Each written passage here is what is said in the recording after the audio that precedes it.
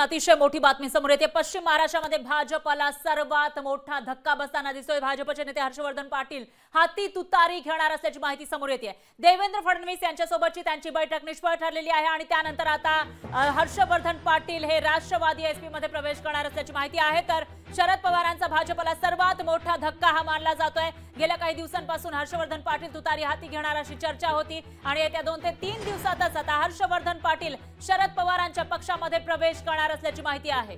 तर याविषयी अधिक माहितीसाठी आपले प्रतिनिधी अमोल धर्माधिकारी आपल्या सोबत फोन लाईनवर जोडले गेले आहेत। अमोल, काय सांगाल? हर्षवर्धन पाटील हे राष्ट्रवादी एसपी मध्ये जाणार अशी चर्चा रंगलेली होती आणि अशातच फडणवीसांनी त्यांची मनधरणी करण्याचे प्रयत्न केल्याचंही कळतंय, पण त्यात यश आलेलं दिसत नाहीये। काय अपडेट्स आहेत त्याविषयी? फरक गेल्या काही दिवसांपासून हर्षवर्धन पाटील हे शरद पवार यांच्या सोबत जाणार अशा पद्धतीच्या चर्चा सुरू होत्या आणि मध्यंतरी स्वतः हर्षवर्धन पाटील यांनी पितृपक्ष संपल्यानंतर भूमिका जाहीर करू असं देखील म्हटलेलं होतं आणि आता जी माहिती आपल्याला मिळालेली आहे त्यानुसार देवेंद्र फडणवीस यांच्यासोबतची जी बैठक हर्षवर्धन पाटलांची होती ती असफल ठरलेली आहे।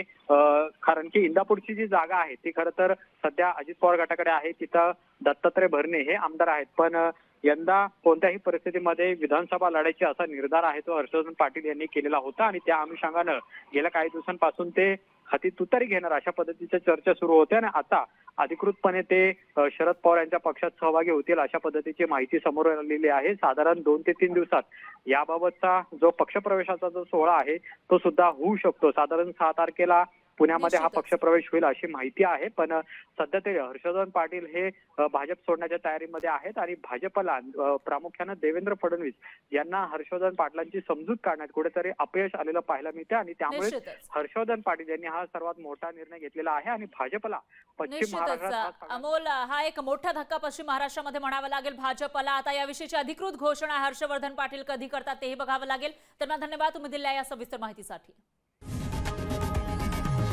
लोकशाही मराठी ऐका, पहा, जागरूक रहा।